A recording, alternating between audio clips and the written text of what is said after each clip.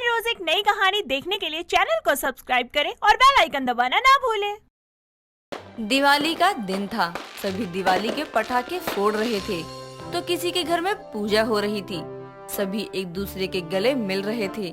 तो वहीं राजेश भी अपने घर में अपनी पत्नी राधा के साथ आरती कर रहा था, लेकिन उसके दोनों बच्चे अभी तक आरती के लिए नहीं आए थे। ये देख राजेश अपनी पत्नी से बोलता है, देख रही हो अपने बच्चों को तुम? अरे आज के दिन भी कोई अपने माँ बाप के पास नहीं आया है। दिवाली है, आज की रात बच्चों की रात है। आज वो सेलिब्रेट नहीं करेंगे तो क्या आप करोगे? अरे तो मना कौन कर रहा है? मैं तो बस ये बोल रहा हूँ कि पूजा कर लो, उसके बाद तुम्हें जो करना है वो कर लेना। अभी तुम देखना। निमृत बेटा, बेटा कहाँ हो? पूजा का समय हो रहा है। पापा मैं तैयार हो रही हूँ, बस अभी आती हूँ 10 मिनट में। देख लिया अपनी बेटी को, अब बारी है बेटे की, अब उसका भी जवाब सुनो। बेटा राघव कहाँ हो बेटा? आ जाओ, पूजा करनी है। राजेश राघव को आवाज लगाता रहता है, लेकिन राघव कोई जवाब नहीं देता और ये देखकर राजेश बोलता है, देख लिया अपने महान बच्चों को, एक तो तैयार हो रही है और वो तुम्हारा दूसरा बेटा मेरी बातों का कोई जवाब ही नहीं दे रहा है। अजी अब आप उनकी पर्सनल लाइफ में इंटरफेयर मत कीजिए। वाह, अब मैं इनकी लाइफ में इंटरफेयर कर रहा हूँ? कैसी बात करती हो राधा तुम भी? अब मैं उन्हें कुछ बोल थोड़ी ना रहा हूँ। अरे एक बार आ जाए, पूजा कर ले, उसके बाद जो करना है वो करे। ओहो, तो कर लेंगे ना पूजा, आने दो उनको। हमने तो आरती कर ही ली है, बस वो दोनों जैसे ही आते हैं वैसे ही बाकी की पूजा शुरू कर लेंगे। अब क्या था, राजेश सोफे पर बैठ जाता है और अपने बच्चों का इंतजार करने लगता है। लेकिन रात के 9 बज जाते हैं, पर राजेश और राधा के बच्चे अभी तक पूजा के लिए नहीं आए थे। तो वहीं राजेश अब झपकियां लेने लगता है। राजेश को झपकियां लेता देख राधा खुद से बोलती है, रात के 9 बज गए हैं, लेकिन ना तो निमृत आई है और ना ही राघव। लगता है मुझे खुद ही इनके पास जाकर देखना होगा, आखिर ये लोग कर क्या रहे हैं। अब क्या था, राधा अब निम्रत के कमरे में जाती है, जहां वो देखती है कि निम्रत अपनी आंखों पर लाइनर लगा रही थी। ये देख राधा निम्रत से बोलती है, तुम अभी तक तैयार नहीं हुई? तुम्हें पता भी है रात के 9 बज चुके हैं, तुम तैयार कब होगी? माँ मैं हो जाऊंगी रेडी, तुम चिंता क्यों करती हो?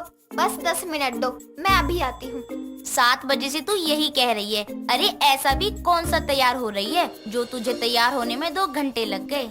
माँ आ रही हूँ ना, और आप मुझ पर चिल्ला रही हो। ये बताओ कि राघव आ गया? जा रही हूँ उसके पास भी, आज उसकी भी खबर लेनी है मुझे। तो जाओ ना यार, पहले उसे पकड़ के लाओ, फिर मुझे बोलना। हमेशा मेरे पास आ जाती हैं मुझे बोलने के लिए हर चीज में। अपने लाडले को नहीं देखना है, बस लड़की को ही बोलते रहते हैं। लड़के लड़की में फर्क जो करना है हमेशा। निम्रत की बात सुनकर राधा को बहुत बुरा लगता है, लेकिन वो उसकी बातों को ध्यान में नहीं रखती और वो वहाँ से चुपचाप बाहर चली जाती है, जहाँ वो देखती है राघव बाइक पर बैठकर अपने दोस्तों को लेक्चर दे रहा है। यार तुझे पता है पटाखे जलाने से ना बहुत तकलीफ होती है, लोगों की आंखें जलती है, पॉल्यूशन काफी होता है और इसलिए हमें पटाखे नहीं जलाने चाहिए। तुझे पता है मैं तो पटाखे जलाता ही नहीं हूँ। हाँ भाई, वैसे तो तू सही बोल रहा है, लेकिन दिवाली साल में सिर्फ एक बार ही आती है, इसलिए तू अपने इस ज्ञान को अपने पास ही रख। मैं तो चला। अबे मैं भी चलूंगा। दोनों जा ही रहे थे कि तभी वहाँ राधा आ जाती है। वो राघव को रोकते हुए कहती है, कहाँ जा रहा है बेटा? आज दिवाली है, घर में पूजा करनी है। वैसे तो तू पूरा समय बाहर ही रहता है, लेकिन आज तो थोड़ा समय तू घर वालों को दे दे। माँ आपकी बेटी है ना, आप और पापा उसके साथ मिलकर पूजा कर लो, मैं अपने दोस्तों के साथ बाहर जा रहा हूँ। राधा राघव को रोकती रह जाती है, पर राघव नहीं रुकता और वहाँ से चला जाता है। अब राधा को और बुरा लगता है कि उसके बच्चों के पास इतना भी समय नहीं रहा कि वो अपने माँ बाप को थोड़ा भी समय दे सके, और वो अपनी आंखों में आंसू लिए वहाँ से अपने घर के अंदर चली जाती है और अपने पति के पास बैठ जाती है। राजेश पत्नी को यूं उदास और उसकी आंखों में आंसू देख बोलता है, क्या हुआ, नहीं आए ना दोनों? नहीं, लेकिन वो आ जाएंगे, आप चिंता मत कीजिए। राधा, अब हमारे बच्चों के पास उनके माँ बाप के लिए बिल्कुल भी समय नहीं है, इसलिए अब उनको उनके हाल पर ही छोड़ दो। नहीं राजेश जी, हम अपने बच्चों को ऐसे नहीं छोड़ सकते, क्योंकि बच्चे चाहे कितनी भी बड़ी गलती कर दे, माँ बाप का हमेशा ये फर्ज बनता है कि वो अपने बच्चों को माफ करें। दोनों आपस में बात ही कर रहे होते हैं। तभी रेडी होकर निम्रत अपने माँ बाप के पास आने लगती है, जहाँ वो अपने माँ बाप के दुख को सुन लेती है और उसको बहुत तकलीफ होती है। हम आज के समय में कितने बिजी चलने लगे हैं और ये कितनी गलत बात है कि जिन्होंने हमें जन्म दिया है हम उनको ही नहीं पूछते। मैं अभी राघव को फोन करके बुलाती हूँ। इस तरह अब निम्रत राघव को फोन करती है, लेकिन उसका फोन नहीं लगता। तो वहीं दूसरी तरफ राघव अपने दोस्त के घर जाता है, जहाँ वो देखता है कि उसका दोस्त अपनी माँ को बहुत इज्जत दे रहा है और उसकी माँ जो भी बोल रही है वो उनके कहने को मान रहा है। ये देख अब राघव को अपनी माँ के साथ किया हुआ बर्ताव याद आ जाता है और अब वो अपने घर आ जाता है, जिसके बाद वो नहा धोकर अपने कमरे में पूजा के लिए तैयार हो जाता है। और उसी समय पर निम्रत आ जाती है और कुछ देर पहले की बात बता देती है, जिसके बाद दोनों अपने माँ बाप के पास जाते हैं और उनसे माफी मांगते हैं। माँ पापा हमें माफ कर हमें दो माफ प्लीज। कर दो प्लीज। हमने जाने अनजाने में आप लोगों को कितना दुख दिया, ना जाने कितनी तकलीफें पहुंचाई।